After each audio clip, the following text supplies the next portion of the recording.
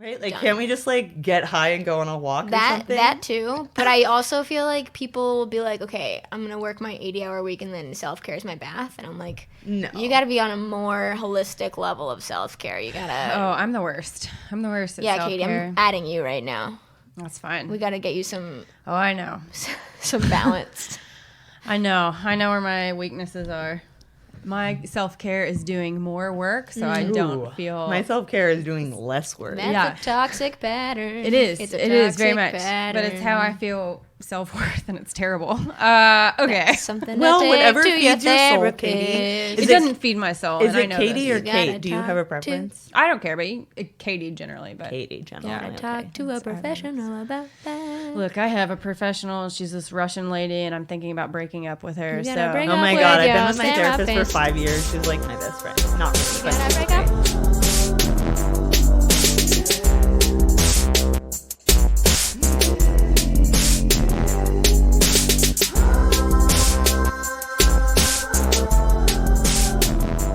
Welcome to the 50th episode of the Animal Riot Podcast, brought to you by Animal Riot Press, a literary press for books that matter. I'm your host today, Katie Rainey, and alongside myself today, co-hosting for this episode, is the wonderful Annie Krabenschmidt. Annie, welcome back. Thank you so much for having me, Katie. What's been happening with you, Annie? My God. Since the last, what episode were you on? That was like 12. 12. And this is 50. So And that I was a know while it's ago. 12 because it was one of the best days of my life, so I keep telling people about it. Well, and then you were also co-produced a couple episodes. Yes. Didn't you? Yeah. At the Fall for the Book Festival, Mm-hmm. a delightful time. It's where I got my real hit of little co-production, and I really enjoyed it. Yep. Did a fantastic And job. and So you'll we're notice proud now of- that Brian's not here, so Yeah. I got what I wanted. Yeah, we fired him and replaced him with Annie. Hear that, Brian? So what are Annie, or how's your book coming? My book is very, very close to being finished. I'm about 1,000 words away from finishing, 500,000 words away from finishing my very last essay. That's what you think. I know.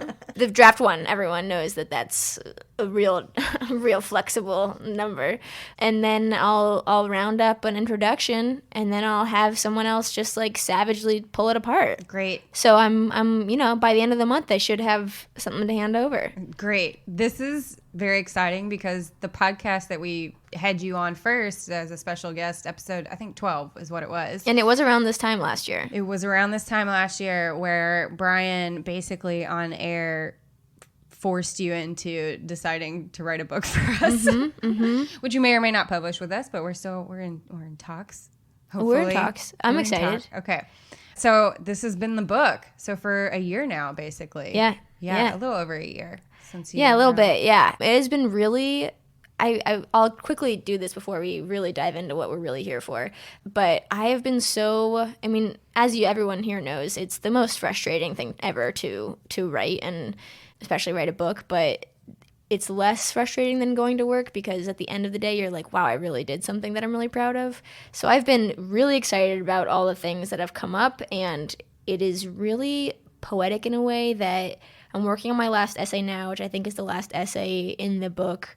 And it is the hardest one, both emotionally, both craft-wise, for me to have written. And it's the essay type that I kind of set out earlier in my life wanting to write like. And, every time you're kind of getting close, but then you realize that you're just not at a level where you can pull off what you're trying to pull off. So you kind of accept what you have in you, and then you move on. And I am accomplishing, I hope, an essay that fulfills what I've always wanted to make out of a piece. And it's just beautiful that it's the last one. I mean, it makes sense because I've been basically honing my skill for the last 9 essays, and now it's essay 10 is becoming this beast that I'm super excited about. Juicy. Yeah. Well, this is exciting because episode 50 is going to be really dedicated to nonfiction today. The better of the arts. The better. Okay, as the fiction. I've written plenty of nonfiction in my time, so I will allow it. Thank you. For this episode. Although fiction is my first love. So our special guest today is also a nonfiction writer and a writer of multiple things. Hi, Sarah Palantonio. Welcome to the show. Thank you for having me. It's lovely to be in Harlem today. Yeah, Sarah's traveling all the way from Flatbush today, which we have talked many a time about how Flatbush that's Avenue, technically. Avenue. Flatbush is its own. I know you probably don't go to Brooklyn I often, don't. but Flatbush is actually its own neighborhood. Oh shit! I just showed my knowledge of Brooklyn. Yeah, It's okay. Cool. literally started a reading series 6 years ago in So you don't have to Upper go to Manhattan, Brooklyn? so I wouldn't have to go to Brooklyn. So. Classic. Sarah Palantonio is a recovering music programmer who always keeps the radio on. To what channel? We are a WFUV household, Okay. What, which is in what number? Fordham, and you probably get great reception of. It's 90.7. Oh, yep. Okay. I know more by numbers. I don't ever remember the letters. What is a radio? Just kidding. How does one listen to the radio in the modern actually, age? there's a great free my app car. called, I don't have my phone on me, but you can stream anywhere on your Amazing. thingy. I forget what it's called. Okay, I'll look it up. I can figure it out. I still drive everywhere, so, you know. Right on. Not all of us have cars in Manhattan, Katie. I know. It's Well, while you're called looking- Simple Radio, and you can stream anything from anywhere. Okay, Star 113, Radio Disney. Let's go. Sarah spends her time reading every book she can, finding out about niche music histories and subcultures. The bands she cannot live without are Wilco, Nirvana, Jefferson, Airplane, the Velvet Underground, and the White Stripes. But the first band she ever loved is Led Zeppelin. Sarah believes every band is someone's favorite, and there are always something to discover, new and old. She holds an MFA in nonfiction writing from Sarah Lawrence College, woo, and lives and works in Brooklyn, which we've established. I've never been to. She can read more from her, and you can read more from her in Entropy Magazine and on her website. Follow Sarah at Twitter via Sarah Powell. That's Sarah Sarah at Sarah Paol, because she wants to know what your favorite Bob Dylan record is. My God, I just stumbled over your whole bio. I'm so sorry. Welcome, And Sarah. I would love to be an Interview Magazine, but it's Entropy Magazine. Did I say? I heard Entropy. I thought I said cool. Entropy. Yeah, it's definitely not Interview. It could just be my southern slurring. That's cool. Messing everything up. So your bio is very music oriented. This one. I just want to say that my dad once dated the manager for Jefferson Starship. Is that No, the- Jefferson Starship. No, not that. What was the one? Airplane. Jefferson Airplane. Yeah. Yep. Just Wow. want to throw that in there. They've kind of been They broke up. careening towards like my favorite all time. I mean, favorite all time's always Mm-hmm, Zeppelin. But then it's like Airplane's really my shit. Okay.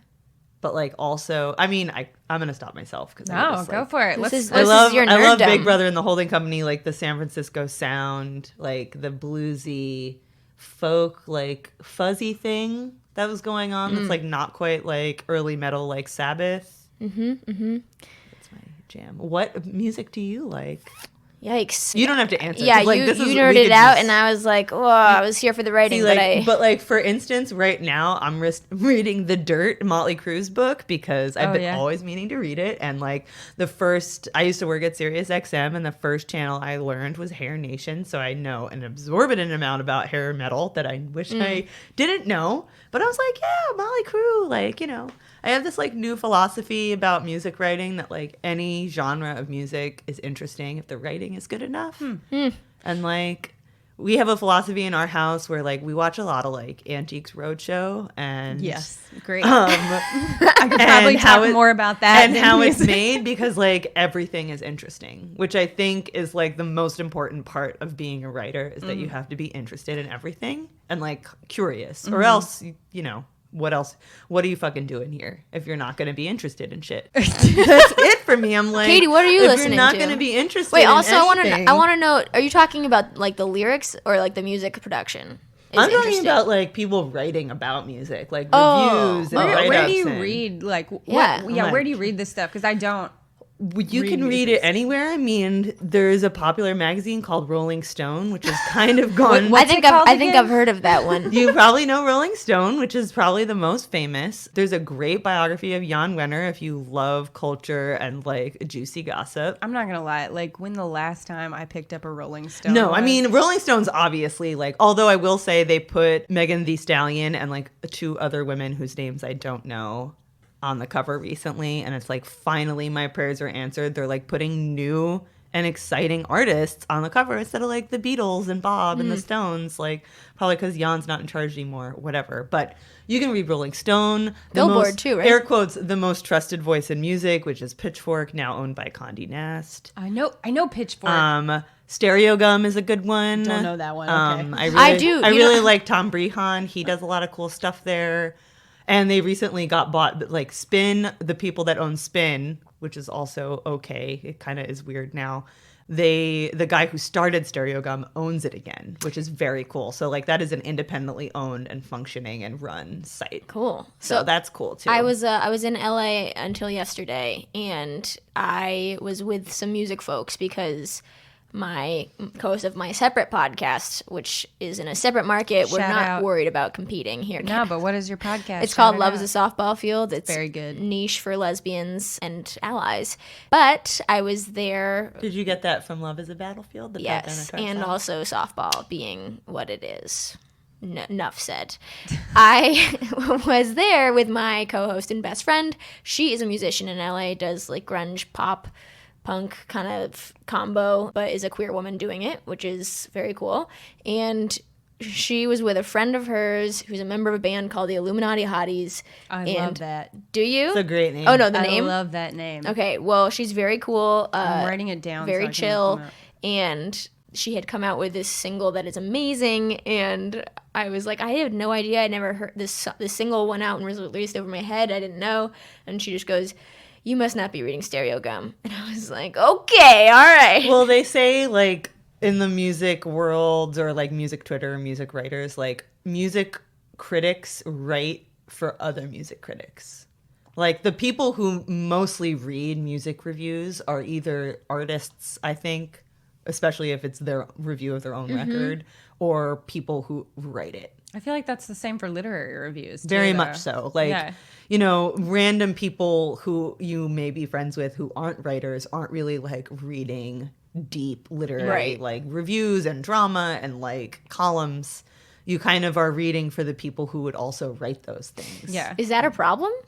It's not. It's just like, you know, you both are very well read, educated writers, but like you're not tapped into the music world, so it's a little alien to you, which makes sense to me because if you're not writing it and reading it, it's kind of like its own zone. Right. That like, was me asking genuinely, like, is it a problem that these publications are geared towards like such a niche audience? Well, I don't know if they're geared towards it, but it's just, I mean, it's like not 100% truth, but like it's kind of like, you know, I don't know. It's not like it's not a truth, but it's just like, you know, music critics write for other music critics. Who do you like, write your music reviews for? Not reviews, your nonfiction around music. Do you write that for critics, or do you write that for? I write it for myself. I was telling Kate earlier that I have this new project where I'm doing like my music memories because I've been trying to figure out what to do with like fragments of and like lots of scenes that are really just standalone, and so I've just been like putting them out there to like put myself out there. Yeah. And it's been really nice because it like allows me to like put down those memories and just like move on, because music is a really pungent thing where you can hear a song and it transports you back to a certain time of your life or when you first heard it or a feeling or a lover or something. And those like are really interesting ways to explore sound, which is really always what I'm after. You know, it's like, but it's really hard too, because like there are so many ways you can describe the way a guitar sounds, and it's been done a fucking 1,000 times, so you have to find a new interesting way to do it. I would think memoir would be a very cool way to talk about what a guitar sounds like, if that's what you're talking about. Kind of like, you know, everybody, and you know, I don't know, I'm thinking of this thing someone recently told me where like every story has already been told and the key is to like find a new way to tell it. So I think about that a lot. I don't know if it's true, but it came from a man who I respect, who's like really in publishing and like I see almost every day. The cafe I work in is connected to a small indie press, and they come in all the time. What indie press? Millville House. Okay. What cafe? Brooklyn Roasting Company down in Dumbo. Which Sarah brought me a can. I didn't know what grind you have, so they're just beans. No, What kind of coffee maker do you have? Well, I use a mocha pot, but we have fancy. we have like a coffee, Mr. Coffee. That's very fancy. Should I be well, the buying a mocha pot grinder? is like the automatic pour over, which Yeah. is like the cleanest way Yeah. to get coffee. I'm a French press woman, but I like French press, but Devin Kelly, who you both you know, broke the French press when we lived with him like 2 years ago, and we just never moved on and never bought a new one. bought another one. I was like, they sell those in the stores. Should I be grinding my beans? What kind of coffee maker do you have? I do a pour over.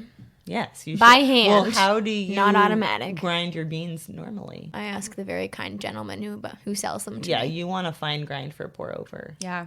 And of course for a French press. I could go off about this if you really need me to like talk about coffee. Oh too. man, I think that's very important for writers. And also I'm fascinated. My best friend is a roaster and for Cranky's Coffee down in North Carolina. So I'm fascinated by it. And I lived in too. Rwanda for a while and we worked really closely with the Rwandan Trading Company. Oh my god, I And, have a tin of Rwanda in my locker at work because Yeah. we discontinued that flavor and I'm like saving it. I should have brought that. It's for so you. good. That region has really good coffee. I always Yeah. liked that one Yeah. very much. Anyway, now this is a coffee show. Well, okay, it is, but I want to also note that you've written about how important like working in coffee is compared to your recovering music programmer. Yeah, I mean, the last essay that I had published, or my most recent essay. I've only published 3 essays. I'm not like Girl, here me to too. brag I'm about not it here or to brag nothing, either. like- but a lot of it was like exploring like why I've literally chosen to work a hourly minimum wage. Well, I think that's a good conversation for both of you and things that I've been trying to do and it seems impossible for me to do. And I wrote this down to talk about is the fact that you both have carved out in your life the space to write and have chosen jobs or the things that you do to do that. Can you talk about that a little bit? Yeah, I mean, like, I've definitely scheduled my entire life around having afternoons free. Like, I go to bed at 8:30 p.m. That's when you write afternoons? Yeah. I go to 8:30 p.m. My alarm goes off at 4:40. I snooze for 9 minutes. And then I take the 5:20 Q train to DeKalb. And I walk 20 minutes into Dumbo because I refuse to transfer at that time of day. Absolutely not. And Too busy, too creepy. too slow. Like, I'd have to like walk 10 minutes in the back direction to catch the F with a 1 minute window. And if I miss it, then I have to walk 20 minutes the other way. It's just like fucking nonsense. So, Okay. and I go to the Even store. in the cold. Oh yeah, I walked there today. The wind chill was 12 when I left the house this morning. Tights under the jeans is the way to go. And then I work mindless, mind-numbing insanity, stupid, talking to the general public all day, which is I love talking to people. This so might be a that's personal question, but do you leave the tights on all day? no, I Okay. take them off when I get there because it's just like I was very concerned about very that. segmented Okay, worm great, feeling. great. Yeah. I take them off. Okay. But yeah, I chose to have a job where like I don't have to use my brain to do it because it allows my mind to wander. Mm-hmm. And when I leave on the days where I write, which have been more so than others lately, I go home and my partner who works a regular 9 to 5 is not there and I sit alone and write in our apartment. Amazing. Beautiful. So like, and like, I don't go out at night. I'm like, even like, I don't work weekends. So like, even tonight's Friday, like I'm going to try and stay up till like 10:30. Good for maybe. you. Like I go to bed really early, get up really early. But on weekends I write in the morning. Like I find it, and like I have Tuesdays off. So I, like, if I don't write in the morning, I might not get to it. I'm really happy that you're talking about this routine that you have. It's Because, all about routine. Yeah, because like when I was heavily writing my most, it was definitely like I had a strict routine of doing that, going to bed by like 10 o'clock and waking up at 4 and like writing. Because that when I do my best writing in the wee hours of the morning when I have no ego and no one to interrupt me and the world is still dark. And like I have 1 cup of coffee and then I just sit there and like crank out whatever I can. I don't know what it is about knowing that the rest of the world is asleep that makes it yeah. so much easier to like write. even when I was on air in college radio, like being the first person up, like doing like the 6 a.m. morning drive where you're like reading the like AP Wire and the news and the weather.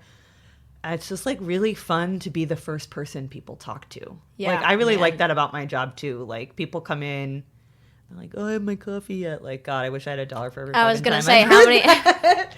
But like it's really nice, and like I love talking to people like that. Because when I'm training new folks, I'm like, all you have to do is smile and lie. Decide what people want for them. That's all customer service is. Like, smile, lie, tell them it's great if you've never eaten it. Tell them it's your favorite. Just make the sale and smile and be friendly.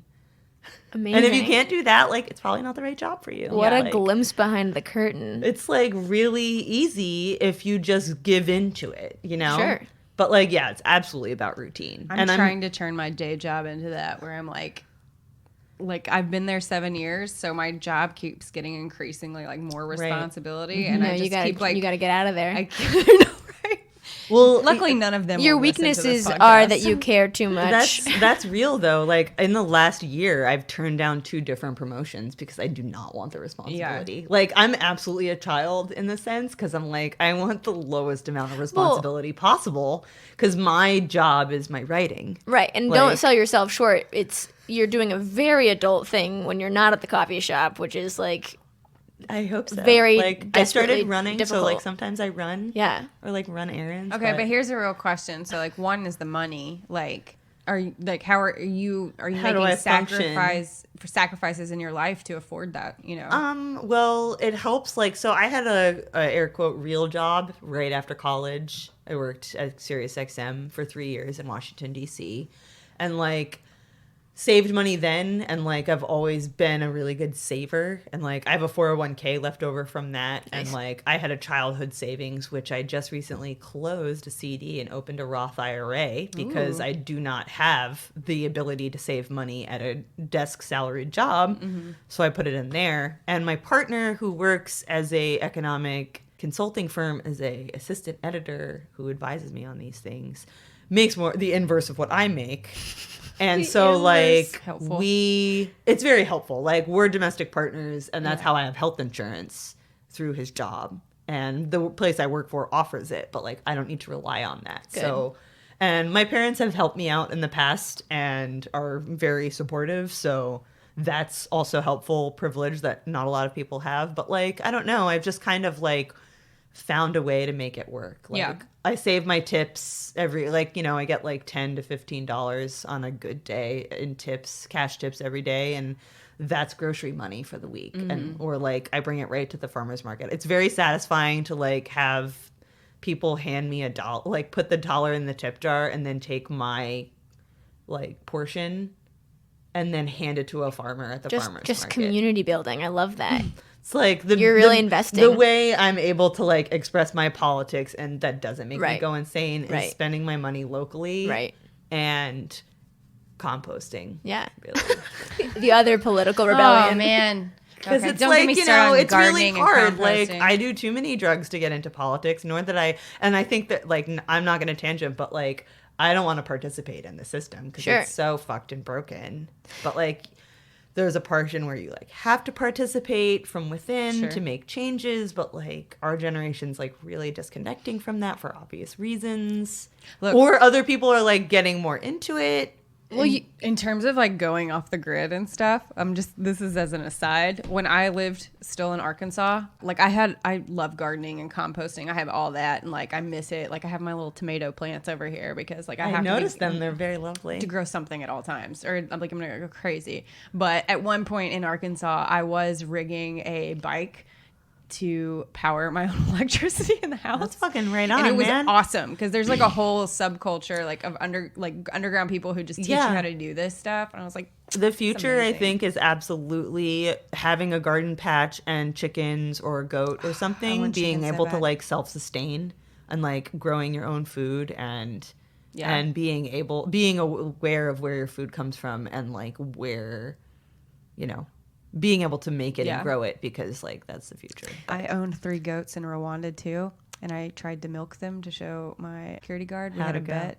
Oh, they were not milking goats. They're specific milking goats that you have to have. They're like You were just now alpine. assaulting these goats instead. Mhm. The mom was not happy. No. But I made one thing of goat cheese just to like, because I was determined. I got milk from her. Yeah. It was rough. But like I had a bet with my security guard there. And like we had this like on-running joke, and they just thought I was like, you know, like this crazy like fucking American coming in like milking a goat because nobody did it there. And I made one brick of cheese and put it on a frittata, and I won the bet. Did you eat it all at once? Yeah, well, I shared it with people. We put it. I'm just like picturing you just like housing a brick of cheese. I'm concerned for both of you that you live in New York and have ambitions to own tiny plots of land with vegetables. You know, I know. Eventually, one day, we'll probably leave New York and do that. Well, Sarah, you were talking earlier about how everything's political now, and it's funny that that's your political statement is like, I'm going to compost but it's true. I mean, like, you know, there's so much meaninglessness in everything. Yeah. Like, Yes. Trump is just like, you know, the New York Times reporting that Russia is meddling in the 2020 election and no one's going to do anything about it, and it's just meaningless. Yeah. And yesterday when it was announced that Roger Stone was going to get 3 years in prison for everything that he's done, I said to my partner, I was like falling asleep, I was like, God, I almost let that ruin my whole fucking day. He's like, well, when Trump pardons him tomorrow, that's going to ruin your day. Because like it doesn't make any sense. So like the meaninglessness is really just like kind of the philosophy I've gone into. Like, it's easy, like, consume news, be aware, read more than one place, but like it all truly doesn't matter. Like, I know many people and like generations have known this, but I guess I like came into my own where I'm like, government is business, and it has been forever. Recently watched the War Room documentary about Clinton's 92 campaign for president. And James Carville with hair and George Stephanopoulos, baby, those two are in charge. It's the most compelling non-reality TV you'll ever watch, ever. Because it's like them in their campaign office, like bullshitting, planning stuff, like something that never would have been made today. And like seeing Hillary Clinton and Chelsea just like their whole lives flash before your eyes. And I recently learned that like Hillary was on the board of Walmart, and even in 91 they were millionaires. And like the saying that my partner and I have adapted is that it's not about politics, it's about class. Sure. And that's it. No, so that's it. That's what it boils down to. We didn't do this in my intro, but part of my illustrious history is that I got a master's in public policy. And within 2 weeks, you know, as any young, doe-eyed kind of person who wants to make a difference in the world thinks like that's the way to do it, change policy. And within 2 weeks of being there, I was like, I think that I'm in the wrong place. I'm on the verge of tears at the end of my last class of the first 2 weeks, which is, you know, the drop ad period, whatever. And finally hearing someone, part of our curriculum was talking about changing public opinion. And I was like, that's the only way that I can imagine being involved in politics. Right.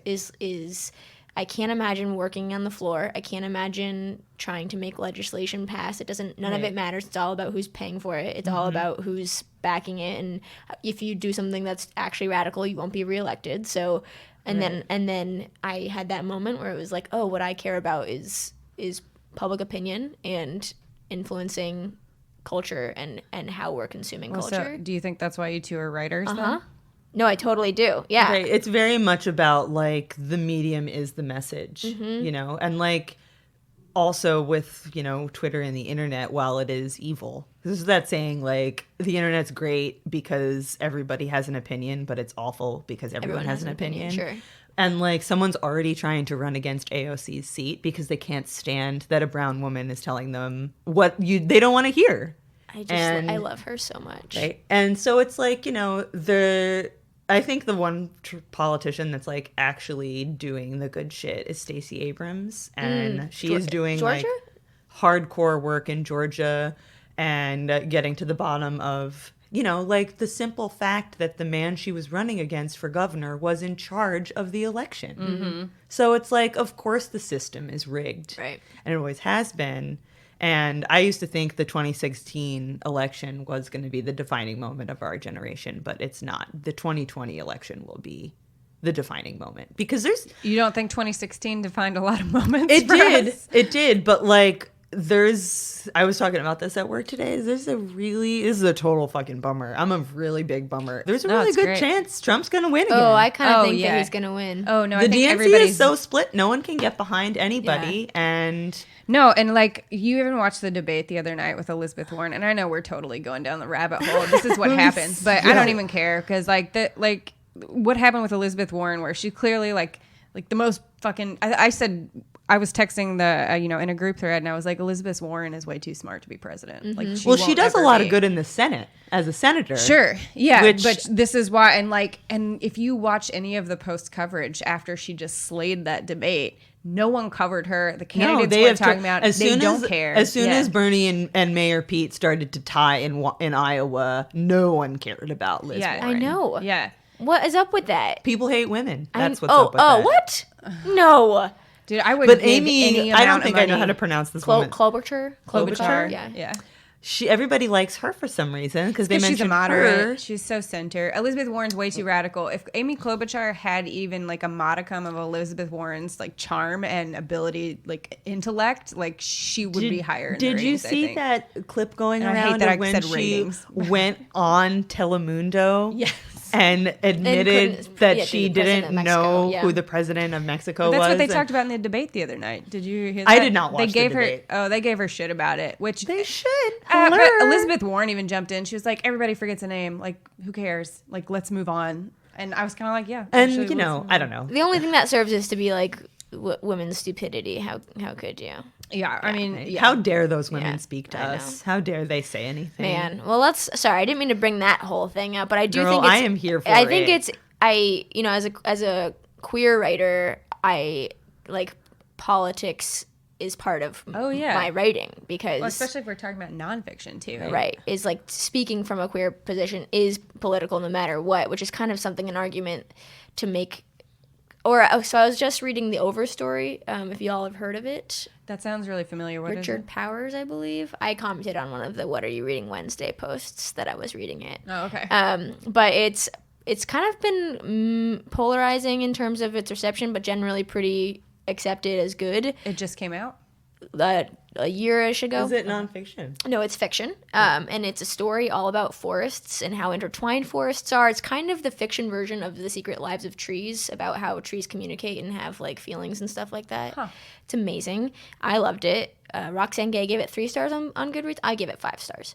And part of some of the backlash commentary was like, I would like it if it didn't keep shoving its political agenda down our throats, but it never said anything about politics. It said something about forest conservation, but it never said anything about people politics. Who don't think forest conservation is something to talk about consider it political. I know, but this is what I'm saying is that... Well, if I may quote the great John Lennon and bring it back around to music, is that he said, art without politics is just TV.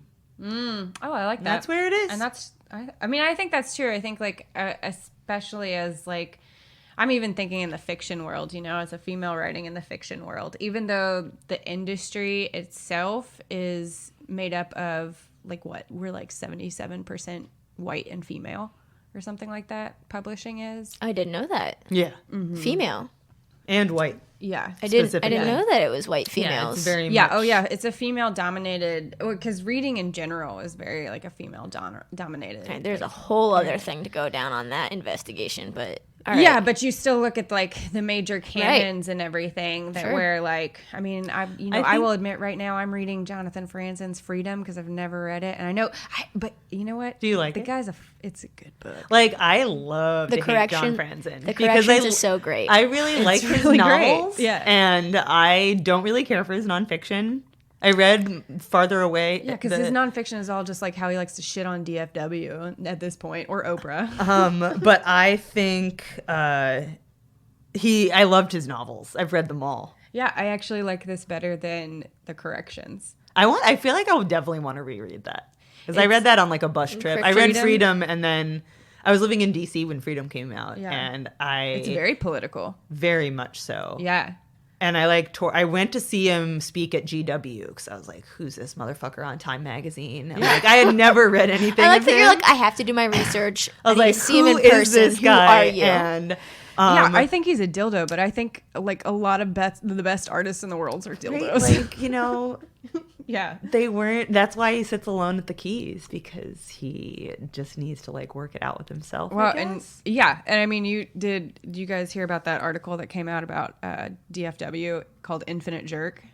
I tried to read it, and it inspired me to rewatch the end of the tour, which I did see in theaters. And then I was like, maybe I should try again with Infinite Jest, because I tried it twice and got 200 pages in. I was like, this is so much. I could read like 8 books in this time. Yeah. And like my number one problem with Infinite Jest is that the binding is too big, and I don't want to carry it around. Oh, yeah. I mean, that's a if good it point. was a smaller, Well, like, and also that you have trade, to flip back and forth to like get the foot. Yeah. Right, like if it was a small trade paperback, which they can do in 1,000-page books or whatever, I would have read it like 10 years ago. Yeah. It's just I like know it's so cliche, cumbersome. but I've just been recommended it DFW so many times that I right. don't even bother. Well, like I'm really I get interested in I it get the because point, it's, you know, yeah. it's supposed to be great, and I am interested in like addiction and recovery stories. Like I only read like the beginning where the guy's like setting up to like get high alone for days and like caves himself in. And like when I think of that book, like that's the only thing I remember about it, like that and tennis.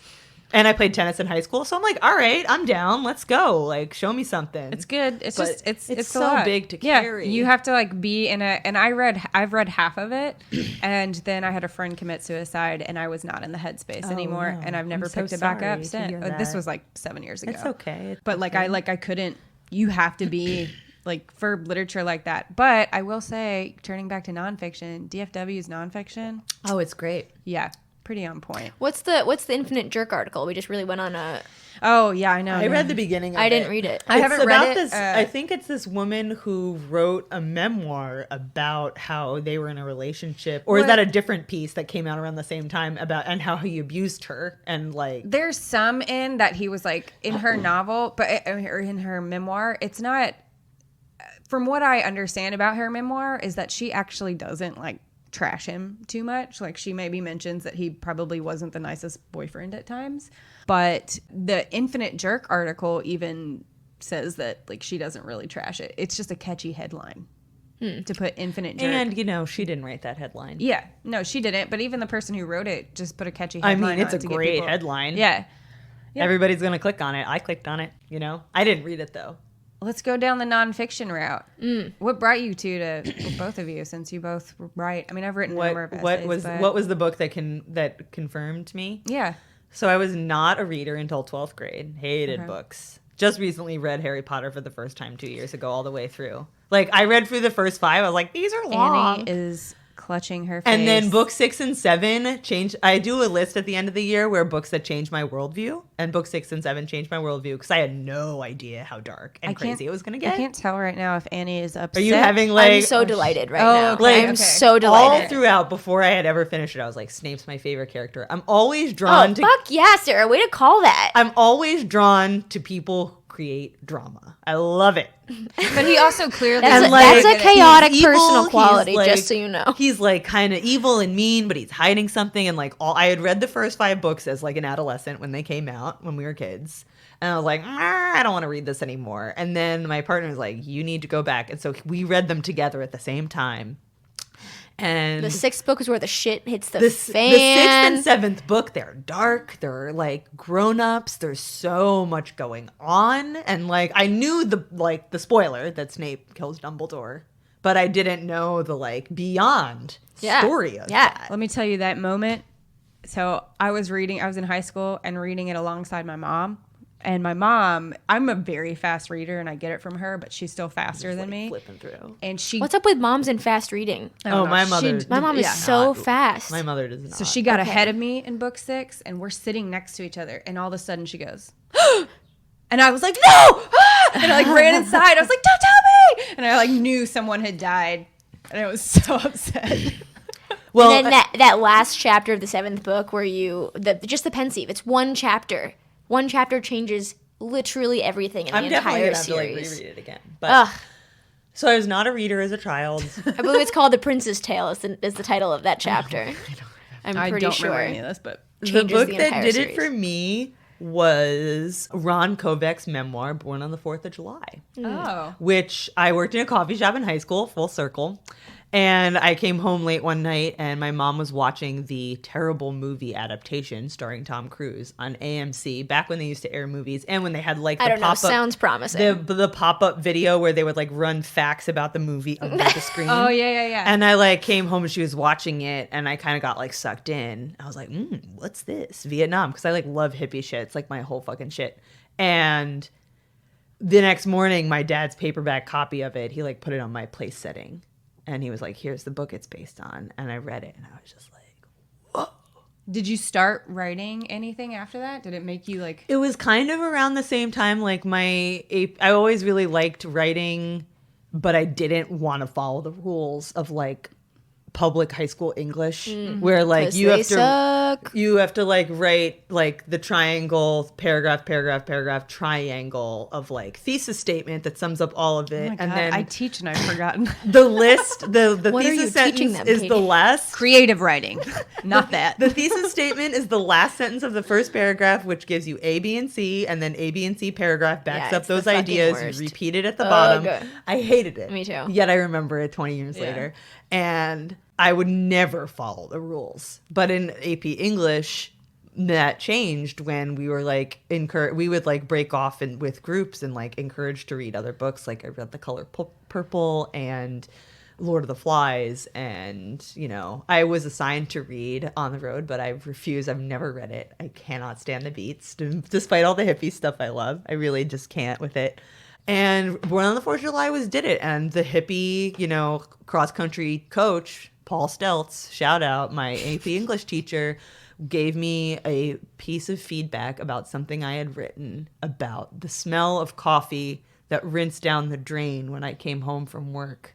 Because we were supposed to like write about, I don't even remember the assignment. I remember writing about working in the coffee shop and how I would go home at night and I would take a shower and the whole bathroom would smell like coffee.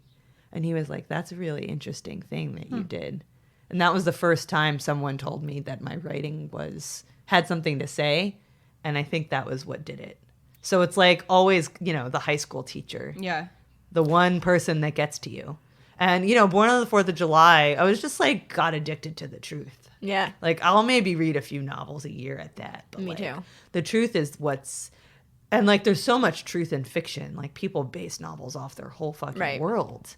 And like the truth, and my father's a reporter, so like also that. But like, you know, Born on the 4th of July did it for me. Like Ron Kovacs signs up to go to the Marines when he's 18, early Vietnam. I gotta read this.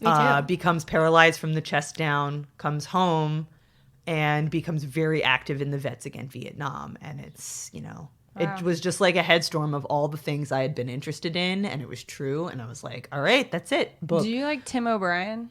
Yes, I recently reread The Things They Carried, which I think I read in like 11th grade or whatever. So good. It's technically fiction, but it's basically nonfiction. The essay in it, if I ever get to teach anything, I would teach The Sweetheart of the Song Trebong because it is so beautiful and lyrical and visceral. Those are like my favorite things in writing is like when you get your hands wet. Like my new thing is like really try to gross people out with stuff because like I want to push the limit of like what is so disgusting that I can write about that makes you grossed out. Like that is my shit these days. I just read something where I was like, this is really hard to read. Oh, you know what? It might have been in Freedom. Like there was a part. There was a that little makes sense. part- There was a talking poop in the corrections. Yes. Oh, that is so nothing. It was so I fun, though. I love like gross shit. I love writers who are like willing to get their hands wet. I was like I have so many like writing philosophies that are just probably gonna pop out all over. But it's Are like these yours or are they ones that you've heard? And no, adopted? I'm like, you know, if you're gonna fucking write it. Like don't hold back. Like show me your gross parts. That's what I love about the truth. Like I went to a weekend long workshop with Catapult. I think I ended up at Catapult the first time I arrived workshop here. with Catapult Don't this Write past Alone? summer. Don't Write Alone? No. Were you there? Okay. I was not. But I feel like I've took a class there the first time I arrived in New York, and now I'm like pretty loyal to them as like a class thing. They brought in Melissa Phoebos, who wrote Whip Smart. She was my first craft professor. And who wrote... That's a gross book. The one part where Whoa, she's Whip Smart. pooping on the guy. I haven't read it. Oh, God. I'm going to. The point grimy. is, she led this workshop, and She's a boss. how do I even say this without losing all of my street cred? My family is basically like a non-Catholic Catholic family. Like, it's all in my book, and we've talked about it on the podcast, I think, but like so much body shame, so much not talking about You need to read Whip Smart for sex, sure. not about periods or anything like that.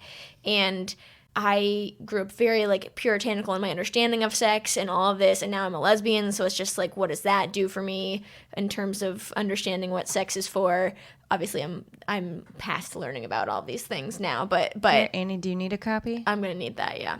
There we go. I was in there, and she is just basically talking about writing as a metaphor, or no, I don't know which one's the metaphor and which one's the truth, but like talking about writing about sex as a metaphor for writing. And I was like, I could never talk about sex in writing. And she was like, list all of the words that scare you to write. And I was just like, and I had to write the C word down, and I had to write the P word down, and I had to write. Do you mean penis? My pussy was what I meant. I find that word to be like very pornographic. It's very, well, because, yeah, I don't even like, I'd rather say the C word than say pussy. I do that. The C word is like a word I do not use. I find it we're very. talking about cunt, right? I find it very It's offensive. one of my favorite And when words. people use it, I don't use that word. Like, that's kind of Yeah. how I feel about it. Like, whatever you want to do, but like Yeah. I do not say that word. I find it like very degrading. And, Yeah. But you know, Really? I don't know. There's something really graphic and lyrical about it that I like it. I also like quim. Oh, What what's is that that? one? Oh, that's like the British slang for cunt, basically. Really? Yeah. I thought wish people twat said it was here. the equivalent. It is also twat, but or is it Writing quim? down the Quim words is you're afraid of. very Now I got to look it up and poetic. make sure. But Quim yeah, sounds like it what sounds it is. like fancy because it's English. Yeah. Like to Americans, Quim. it's like Yeah, she had us do that, and Yeah, then she was that's what like, it means. Okay, write right. a memory down using all of these words. And I wrote about the first time, well, what I thought was the first time I had sex. It wasn't. I just was holding on to my non-Catholic Catholic upbringing with my first girlfriend, and I was like, I could never ever share this, but people like stood up and shared what they had written, and I was like, you're so brave, I'll never do it. But it was just this, she made it this metaphor in terms of, if you're gonna write, you have to get in the thorns, you have to get in the bushes. What are fucking you get in doing? there, I know man. it That's was the good shit. no And that's pun like the best intended stuff. on bushes. get in the bushes. Like, that's the best shit. Like, if you're gonna write it, like I've applied to the Tin House Workshop like 3 times. I'm thinking about doing it again because I'm like, fuck it, whatever. I like love to experiment with the personal statement and just like say crazy Right. shit. Yeah. So I'm like, the last one I wrote, I was like, if you're gonna write it, fucking write it. 'Cause Yeah. that's how I feel. Like, I'm done wasting my time around people that like are writing for fun, or like they wrote in high school and they want to dabble again. I'm like, dabble all you want, but like I Write need the somebody who's truth. gonna fuck my shit up and tell me to do Yeah. it all again, because Yeah. that's where I'm at. Is that why? So you guys both take a lot of writing classes or have done them, and we were talking a little bit about this before the podcast started. I haven't taken any writing classes technically, other than like teaching PDs, like workshops that I have to Right. go to for my teaching since my MFA, and I kind of wish I had, but honestly, it's a lot of money. It's kind of depends on what you want to do. Like, I took a workshop, I was telling you before, just to get feedback. And like, I did too. not vibe with the workshop at all. I did not care for the professor's book. The other people in the class were like, all had careers and like, we're doing this for fun. And I was just like, it felt like a waste of my time. Yeah. And you know, I'd say like, because you have a writing degree, Yeah. I think you're past the let me sign up for this $300 workshop Yeah. class. I have a writing but like, group. right? Like, you might like, I would much rather belong to a writing group, like people who are willing to like sit down and do the work, or like sit with someone alone in a room for hours and write or something. But like, it's different for every person. You might benefit from it, but you also have a master's degree in it, so you might just be like over it. You might get there and be like, fuck, I made the wrong choice. Yeah, I And then want have to some. sit in it. My writing group, like they've both been on. We're 3 people right now, and we're expanding. So if anybody, but they were just on the podcast a little while ago, and like it's just like really hard with schedules and like meeting up. And I wish we were more Do regular. they live in Brooklyn? One lives in Brooklyn, one lives in Queens, and so we're all Not good. It's also Let me just point out that yes, I'm selfish, and yes, they've been to my house, and I have not Katie, been to theirs. no. They know me. to circle back on what did it for me. Yeah, what did it for you? So I'm not trying to just draw attention to that because I felt left out. I'm just trying to circle it to exactly what you're talking about right now, which is I was a math and physics person through and through, started college, and I was a physics major. I think I've already done this whole spiel on this very podcast, episode 12.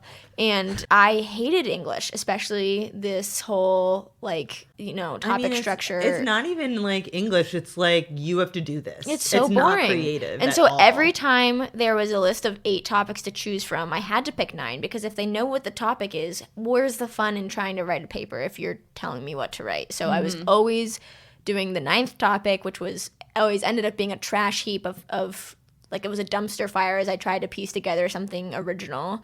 And I always got middling marks on them, but I had more fun because I was like, oh, I'm trying to make this new argument. But I got average grades in English all throughout high school, and then math and physics, I was an all-star. And then I had one creative writing class in high school where I wrote about my mother, who's so easy to write about because she's so entertaining, wildly entertaining.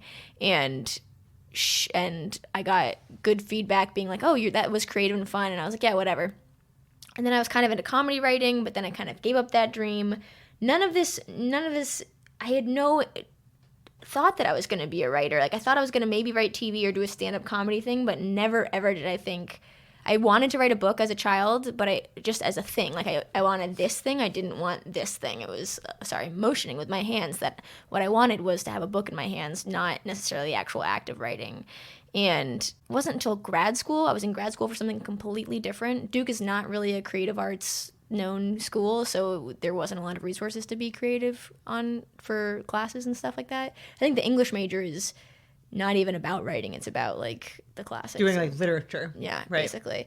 And one professor of mine from undergrad who stayed friends with me when I was in grad school was like, you need to own your identity as a writer. And I was like, what are you talking about? It was I had never considered it. I had never thought of myself as particularly talented in writing.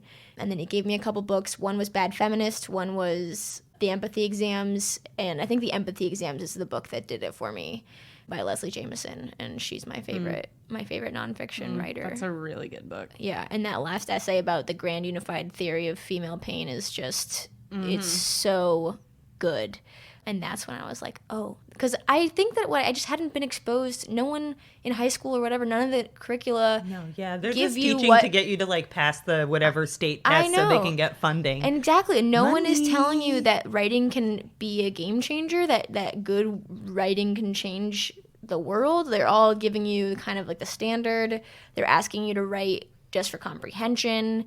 And I'm trying to think about what kind of a world there would be where we give our faith to young people to say, write something interesting about this and tell us what you think about it. I daydream about being some English teacher because it's one English teacher changed it for me. And it could be cool to pay it forward. And that's have half the reason I teach. Right. Show some kids somewhere that there is power and art is power and you have that and you can tell your story and just being able to identify with yourself and knowing yourself and being this is who I fucking am. And if you don't like it, you can fuck off. Yeah. In my case, the teacher was actually an ethics teacher because I didn't realize, because nonfiction, I think I tried to gear towards something cultural when I write, and so it took reading about how people are writing about the world and their main problems for me to get excited about it. But it's so interesting that normal classic English teachers and I just didn't gel in high school. I never felt that. It was always history teachers and then this ethics teacher who made me feel like I could be excited about having something to say in the world. And that took, 16 years. Right, because high school public English is not about having something to say. Right. It's, you need to fit this structure. I mean, I will say, I don't want it to be as if I was avoiding this, but I went to private school, so it was pretty cool how their curriculum worked. And they were really great English teachers. They were amazing, but I was not one of their... those are out there. My partner who's a poet, was in magnet school and went to Catholic school as a young kid and he had it around him. And teachers who were this is poetry, this is how you read it, encouraging them to write it. So I, read in 9th grade The Rime of the Ancient Mariner. I remember them like Yes. pulling out a record and playing it. Miss Stoss, hello. And then we read some E.E. Cummings, and like those are my mom liked Adrienne Rich, and like those were my memories of poetry until I like went to accepted students day at Sarah Lawrence and heard a poetry reading, and I was like, whoa. Like, you can do real shit with this. Yeah. And then for you, for loving music and wanting to write about music, where are you going to get that in a high school curriculum? Nowhere. It really was my college entrance essay where it was like, what do you want to do? I had no idea. I love Led Zeppelin, and it was like, my dad's like, put on Led Zeppelin 2 and just write to it. And like, that's what my essay was. I wish I fucking had that. And like, that's what I've been doing ever since. Just like, put on a song, see where it takes you. Yeah. It's like, just a writing exercise. That just it's like a gave me free chills. write. Although, can we talk about how those college essays, like I've glanced at some that I wrote and I like can't get past the first 2 sentences. Oh, I I'm wish just I could read that essay of mine. I loved mine. Well, speaking of reading, you feel up to reading? Sure. What do you want to read? I guess I can read from this essay of mine that was published last month in Entropy called I'll Be Your Millennial Hippie. Not Interview Magazine, if I accidentally said that. I've been writing this essay for 7 years. Oh, I know those. I know those types. Like, I was like, I have so many notes on it, so many versions. Like, every year I wrote 10 versions Do you use of Scrivener? it. Okay, it took me so long to get Oh, there, God, I but just, like- I'm here for it now. Just went over to Google Docs. I was using the floppy disk till 12th grade. All right. I love that. I Oh my God. wasn't. Yeah. But no, I've been writing this essay for so long, and I can't believe that they wanted to publish it. And I was worried because it was long and they didn't edit it. And I was like, Also, shout out to the cool team over at Entropy, Hannah, Dennis, all them. They're good people. Sylvia has been the woman Sylvia, that I'm yeah. in touch Yeah. with. Yeah, they published a previous thing of mine, which is like a voice essay about like anxiety, LSD, and my sobriety from alcohol, which is also something I'm very interested in. Like very much. I read that too. I did my research. I'm so embarrassed that you read them. This like I I'm don't trying to be tell my professional family about any podcast of this host. writing because So like good. I am not ready to tell them I'm a druggie, but like Yeah. so like you guys know more about me than my own Yeah. family, which I- is like kind of fun. I just wrote a part of an essay where I talk about self-harm, and I'm like, it's going to be hard for... Like I figure like when and if I ever get to write a book, it's like gonna be all about crazy drug shit, Yeah. and like that'll be the moment. Yeah. Be like, surprise! I'm a surprise. big head. But I wrote a book, okay? So just let it go. Let the drugs go as long as there's... well, I'm a contributing adult. Right, like, exactly. That's what I'm saying. I got this. Yes, I can read that now. Cool. Sure. It's called I'll Be Your Millennial Hippie. And here we go. The vessel that takes you on this journey will safely bring you home. My psychonaut smiles and says, see you on the other side. I take a deep breath and put the tab of LSD on my tongue. It tastes metallic and nothing happens. How long should I hold it here, I ask. As long as you want, but it doesn't matter. It's done now. The kitchen table is lined with acrylics, colored pencils, watercolors, and an assortment of paper. I want my first trip to be at home in a controlled space, but we head out. I've agreed to sit outside for the first hour while I wait for the drug to take hold. Cars start and stop at the light, people pass by, and the summer air goes unnoticed. Somehow, my mind forgets I've just taken a powerful hallucinogen, and it feels like just another day in central Brooklyn. And gently, everything starts to wiggle in my peripherals. Something is stirring behind my eyes. The leaves on the trees start to twitch. I think it's time to go, I say, and we walk home in slow motion. Immediately, I take off my pants and lie down on the living room floor, my head next to the speaker. Music is playing for the first time in my life at age 28. It does not matter to me. My eyes are glued to the stucco ceiling. It's undulating. I glance at my psychonaut. Your eyes are the size of dinner plates, I tell him. Yours are too. His wide, familiar smile is eerie. I realize making eye contact is incredibly uncomfortable. My eyes dart away. Time passes and my ability to reason or think outside the minute I'm living in is gone. My body has actually become a vessel, and my blood, tendons, teeth, and muscles keep moving, but I don't know how. I am empty. I am full. I am nothing. I am the wall and the carpet. I am the walrus. I paint. My brush dabs the thick plastic chemical and I smash it onto a white page in huge blobs. Never before have I seen color like this. It's electric. I try green and then it's red and turns purple. Suddenly I'm drowning. I'm in a purple oval. My bones and organs spill out. I have no reason to live. I'm wet and not breathing. My face tastes salty. I find myself on the couch and then the floor, this time in a ball, gasping for air. The heavy drums digging the hole I sit in suddenly stop. My cheeks are red and tainted. My psychonaut appears and reminds me to breathe. We suck air in and push it out in sync. The pink sacs in my chest move up and down. Why don't we paint with some yellow, he says. There's a blank page. The yellow strokes are tiny and quickly become wings, a head, and a bird. I am dazzled. Color is new again, and I swirl and swab it around with tiny hairs on the end of a stick. I loosen up again and avoid deep colors. The acid's intensity fades away, and I feel myself gaining control, getting used to the drug. The force behind my eyes and in my stomach starts to flow through me, and I'm no longer repulsed by my body. Air ripples under my fingers and palms, and the Rocky Mountains on the map of the U.S. above my kitchen table flutter.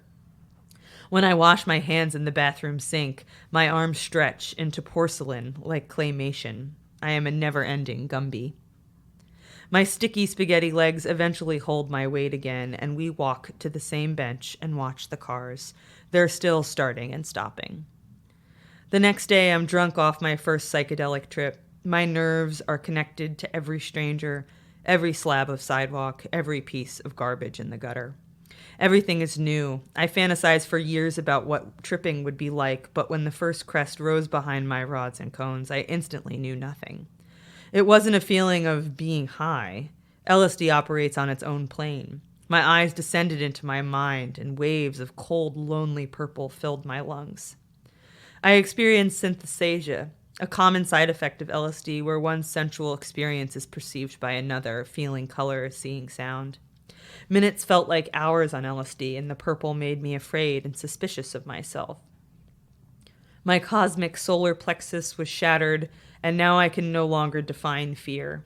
Nothing will be as bad as seeing the underbelly of my own brain. It was yellow that lit up the cracks and crevices, and I saw a different version of myself hiding below. Now that I knew what to expect, I was ready for more. What else could I find within? My interest in LSD started when I was 16.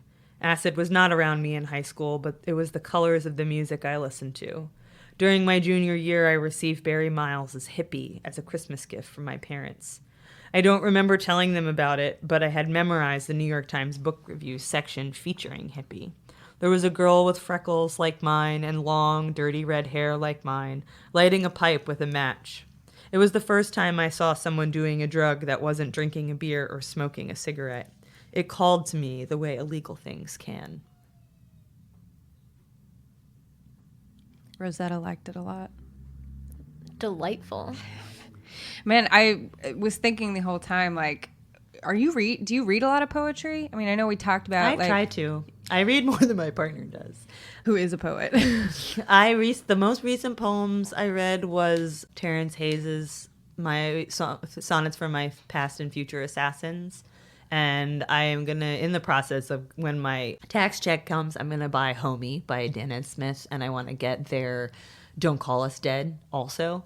But I also like to flip through the poetry magazine that we get. And I hear a lot of poems from my friends in their readings that I go to. And I just try to engage with it more because it's a really interesting way to think about story. Mm-hmm. It's like they write in a way I cannot figure it out. Yeah. Like I can't find my way through that maze.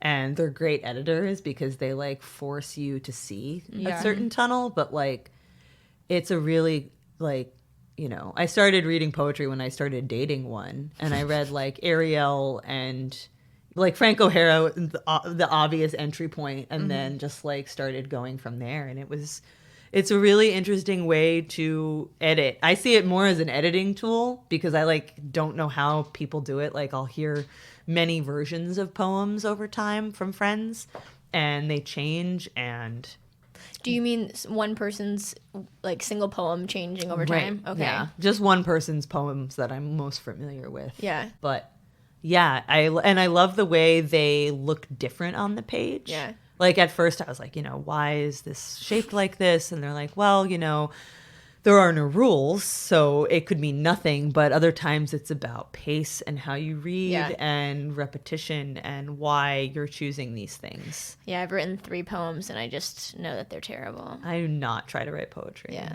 But I definitely heard its influence in that piece. I mean, and also like everything that you've talked about so far, like getting deep in the thick of it, like I felt like everything was tangible, it was deep inside. Very tactile. It felt very poetic.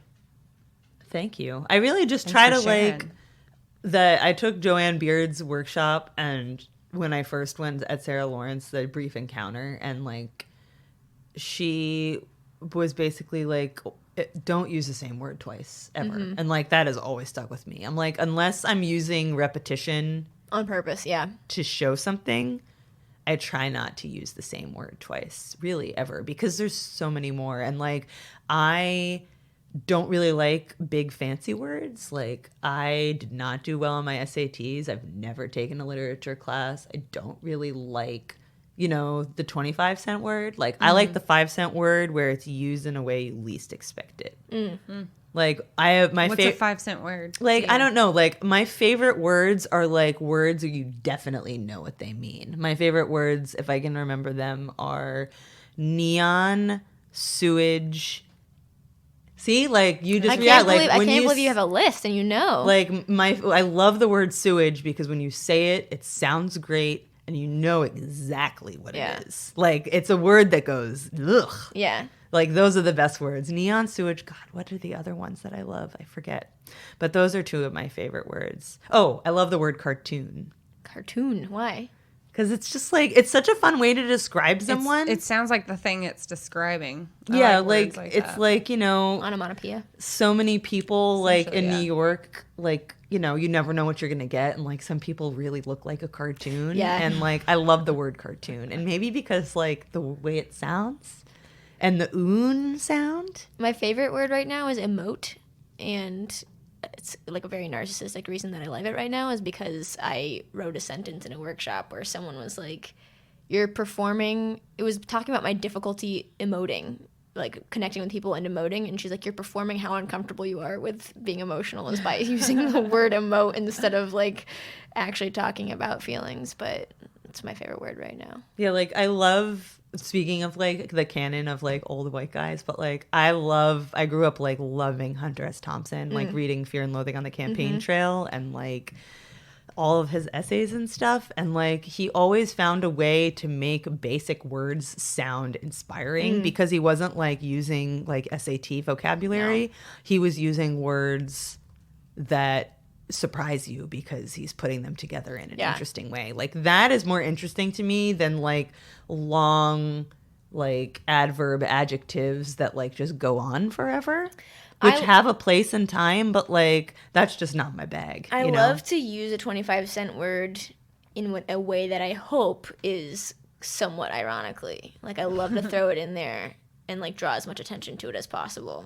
I feel like I'm always learning new words too. I have that thing.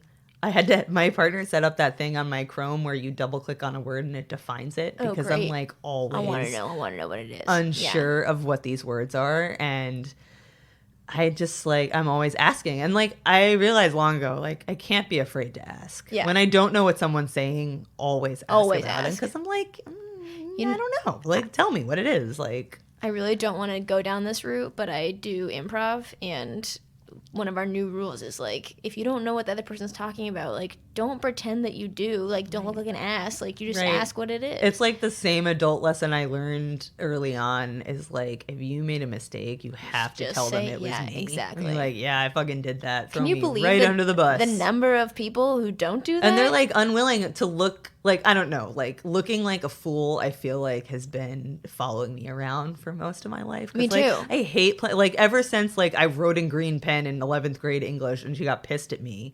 And then I wrote in it some more because I'm like, fuck you, I'm Yeah. not writing green Yeah. pen. Like always These are my looking like an tools, ma'am. asshole and Yeah.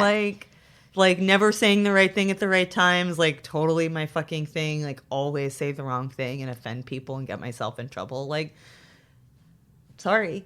Yeah, I love apologizing. I mean, You too can't much. though, like too much, women but especially. Like I found myself, especially like being around the general public, I say excuse me. I do not apologize. Yeah, I think Like when I said people that. like say I'm sorry to get by someone else, Yeah. I'm like, Yeah, I You said say- I said that I'm not really sure if that's what I don't meant, like but- to apologize. Like if I have to apologize for you to something, it's like I stepped on your foot or like really fucked up. No, I meant I like really fucked up, and I'm like I want to take this moment and Oh, right. apologize and own it. Yeah, I mean you gotta own. I think. Yeah. I don't know if that's part of being a writer. I think it's more being a person who's like aware of their surroundings. I don't know. I have a situation right now where I'm feeling the urge to tell somebody I'm sorry, and I also don't feel like I have to, and so I'm fighting the urge to just be like, Are you really Don't do sorry it. for Are what you you actually did? sorry? Yeah. no. Then don't do it. They might, I mean, you know, people are always worried what other people think about you, but it's like people are so consumed with themselves, they're definitely not thinking about you. Yeah. So I wouldn't sweat it. But if it's keeping you up at night, like maybe make a No, it just like happened write today, it out so and it's then not go to keeping bed. me up. Oh, No, okay. it happened like an hour ago. So, Fresh on the brain. all right. Well, we're coming to the end. What I was thinking about, you said you have a lot of writing philosophies and stuff. Oh, Annie, yeah. You've said some things too. I wonder if you guys can name any specific writing philosophies that we can take the podcast out on. Does it Episode have to be 50. my own or can it Can be you someone say else's? 50 writing philosophies? Can we name those for the 50th? That's The a joke. one I often think of is another thing from Joanne Beard is that she has 4 rules for every sentence, which Oh my God. is it true? Is it grammatically correct? Is there a surprise in it? I always forget the fucking 4th thing. Fuck. And never forget it. Right. Is it true? Is it grammatically correct? And it's surprise, like a surprise word or a surprise piece of information. And you know what? I always do this. I'm like, oh, I love her 4 rules, and I always forget the 3rd Yeah. one. So I don't remember You the messed 3rd up. Oh, one. that's intense for each sentence. Yeah, she I was like like that. very, you know.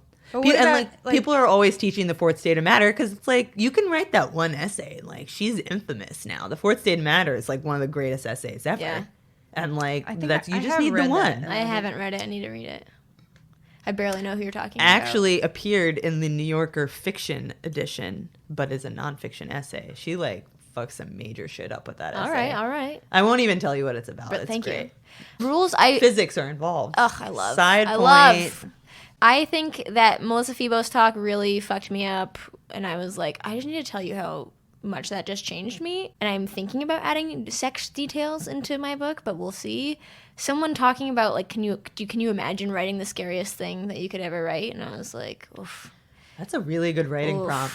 Like, what are you most afraid to write? Yeah, and I think what I was just saying earlier was that I think I've written the scariest thing that I've ever not wanted to write is in this last chapter of my book. Is like I've been waiting and I've been like I'll never talk about it. And now I'm like I think I'm ready to write it down and have it in there. I have like a whole book about my like dad that I am not ready to even like talk about with Yeah. people, that I'm not anywhere near able to write about, that I like. It's a subject I don't write about ever because I'm not Yeah. in an emotional place where I can explore that. I'm Yeah. like still navigating having a healthy relationship Right. with him, which I do not.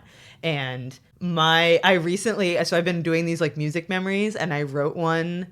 Sometimes I'll just like write something and immediately publish it on like Medium or something. And I wrote this one that I can't believe I put out into the world about this like Which one? Because I've read that too.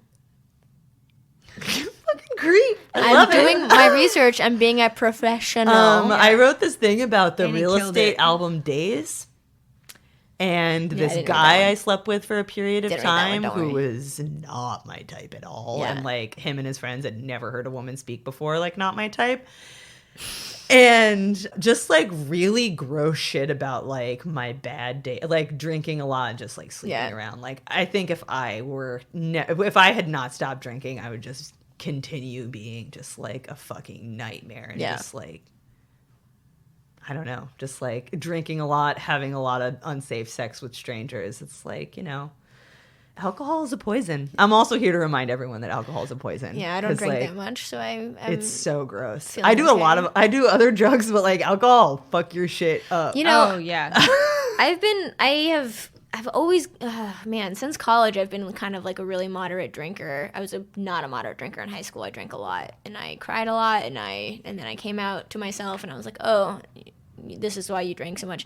And now I can mute life. Yeah. That's it. That's well, no, it was more like, what can I get away with? So now it's it's like I can tell when I'm in a bad situation because I'll drink more and I'll be like, are you using this to get closer to the thing that you want but you're too scared to have? And I'm like, yeah. And then like today I almost spilled an entire gallon of boiling water on my leg, but I only spilled a little bit and it like really threw me off like early in the day and like I had to like not have a panic attack alone in the bathroom while we were in a rush. And I like when my anger gets really bad, like that's where alcohol and anger like don't mix for me. Like like alcohol was its mute button. Like I drank to not feel. And like I said to my boss, who they all know I don't drink, I'm like, right now I just want to drink until I fall asleep. Right. Because like I'll get so mad, I'm just like unplug my brain from my spine and just let me go to bed. Like that's how I feel at night when I go to sleep. I love that. But like that's what it kind of like became. And that's like, so interesting. That's not a healthy way to be a person. And so like that's one of the many reasons why I don't drink alcohol anymore. That's fascinating. I feel like my approach is so different. Mine is like, to what? Alcohol will give me the thing that I'm too scared to do sober. Oh, no. I mean, I think that all comes from a very, like, internalized, scared, queer person who's like, I cannot relate to that. But the reason why it's also problematic, though, is because I'm like, you got to learn how to... You have to, like, you got to learn how to do it. Right. Like, this essay I wrote is all about, like, I saw the other side of my consciousness because I had an ego death on LSD. Right. And I need that ego death. You can never, like... LSD is a known factor for treating a lot of alcoholism because it's really, you know, helpful. But you can't be afraid of anything if you're not afraid of yourself. And like being sober now, I'm like ready to be the crazy person at the party because I'm the sober one. Right. I'm like, I have seen my darkest moment and I'm ready to like show you all that it's all meaningless. And it's basically, this is all, we're just talking about writing right now. I was about to say, this all just feels like writing advice. Like I'm ready to show you it's all meaningless and just get as fucking wild as possible. It's part of, it's like the, you know, just fucking write it. Like, I'm so sorry to talk about myself again, but I need to share this anecdote, which is that I was graduating college and I was supposed to go do an AmeriCorps program. And because I was like, what else do I do with myself? I'll just like give myself over to the world because I'm too scared to identify what it is I actually want to do with my life. And I had a teacher who was like, okay, that's... You know what you want to do? Now I do, and now I want to write. I want to write and teach, and that's what I want to do. Oh, that's so great. Yeah. Direction. Love it. Well, it's not getting me any closer to my goals. Well, at least you know? But so he says, if that's what you want to do with your life, okay, but if you don't want to be a writer, why do you carry a notebook around? And I was like, blah, blah. But I think I wanted to be a writer maybe once, but now it just feels way too self-indulgent, which is like totally gendered and coded and all of these socializing things that we go through as youths. And he just goes, it's all self-indulgent. And I was just like, fuck me up. That was such good advice. I was at the training for AmeriCorps, looking around at people being happy to be there, and I was like, it's all self-indulgent. No one does anything. They want to be there so they have a good line on the resume to get a better job so they can make money and do whatever they want. It's all self-indulgent. So I was okay, you could be self-indulgent by doing this program. I can go home and write and start to write like that. It feels the quiet time alone that we have built and talked about, that is a huge self-indulgence. Yes. And like there are collections of essays about like why writers who don't have children are self-indulgent pricks because they want the time to themselves. Right. Mm-hmm. But it's absolutely a thing. But it's all self-indulgent is a way to kind of like peek through the fact that like we just label it differently. So like it feels less self-indulgent for someone like DFW to take on writing as a thing because it was his calling. Exactly. Or it's less self-indulgent for someone to work on the stock market because they're, I don't know, being productive. I'm not sure, but being able to like peek through and be like, every single thing is self-indulgent. This is just what I have to do, and this is my self-indulgence. It's not different than yours. You just have to defend it more for writing. I feel like you have to really justify it. Yeah, because like people don't get it. Like people who don't write, they're like, "Well, what do you mean?" I'm like, "Well, I go home and write." Like, and if I'm not writing, I have to sit and think quietly. Oh, yeah, and having to cancel plans on like love specifically canceling plans. Even writers, when you have to cancel a plan on them to write, it's like it's asinine. You're like, I need to write. Yeah, you're like, I go to bed at 8:30. Like, let's cancel as many plans as possible. I got the bug right now. I need to sit and write this. It's important, and it's almost like it's not the same. I know that, but it's almost like an ER doctor being like getting a page. Okay, it's not. It's the like exact not answering same. the phone call from your sister that you've been meaning to talk to because you need to sit and write. Like, right. As soon as I'll sit down to write, my sister call, and I'm like, sorry. She'll be like, I'll be like, I'm working, and she'll be like, oh no, what are you working on? Don't answer the phone. That's what level I'm at. I'm like, I don't even answer. And I know it's not the same thing as saving lives, but it's like if you had the social justification, saving our lives. Yeah, saving our lives. Well, it's very therapeutic. If you had the social justification that ER doctors get to be like, I actually can't, I have an emergency to deal with, which is that I just had an idea and I need to write it down. Like, imagine how much writing we would get done. That's why you carry a notebook with you. That's why I carry a notebook. Yeah, it's because I do want to be a writer. I think that's a good note to end on, is carry a notebook. Yeah, do it. Thanks, Sarah. Thanks, Annie, for co-hosting, and thanks, Sarah, for being on. Thanks for having me. I hope I didn't diverge into too many directions. No, I've had fun. Me too. I had a great time. Great conversation. Love it. We'll have to have you back and continue it. And we'll have to keep Brian out of here. Yeah. He's a goner. Okay, that's it for today's episode. If you like what you heard, please subscribe and review on whichever platform you're listening. You can get in touch with us on Twitter, Facebook, and Instagram at Animal Riot Press or through our website, animalriotpress.com. This has been the 50th episode of the Animal Riot Podcast with me, Katie Rainey, and the always a joy Annie Krabenschmidt as your co-host today, and our guest, Sarah Palantonio. Our transcripts for our deaf and hard of hearing animals are provided by Jonathan Kay. Our podcast assistant is Dylan Thomas, and we are produced by me, Katie Rainey. See you later, you filthy animals.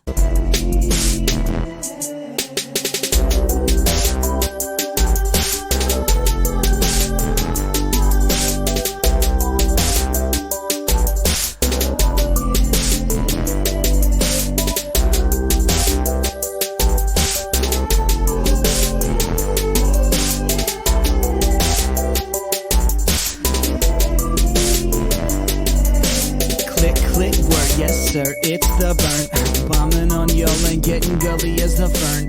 I don't know much about Lee.